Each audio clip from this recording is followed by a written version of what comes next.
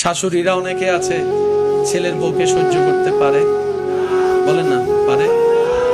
আমি অনুরোধ করে বলি শাশুড়ি মাকে, আপনি কষ্ট করে এসেছেন, আপনি বুঝবেন ছেলের বউয়ের কষ্ট কেমন, কারণ আপনি তো সময়টা পার করে আসছেন। প্রেগন্যান্সি অবস্থায় বাচ্চা পেটে রান্না করার কি কষ্ট সেটা তো আপনি প্র্যাকটিক্যাল পেয়েছেন, কিন্তু আপনার মতো শক্তি তো ওনার কাছে থাকবে না, কারণ আপনি হচ্ছেন 1970, 80, 90-এর, ও হচ্ছে 2025 সালের মডেল।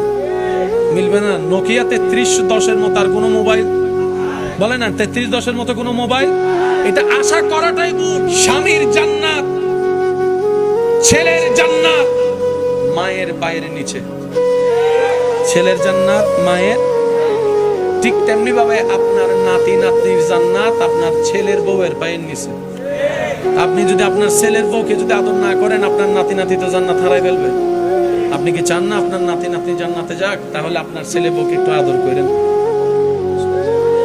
আল্লাহ এমন ভাবে লাগাই দিছে কেউ কাউকে ছেড়ে যাওয়ার কোনো সুযোগ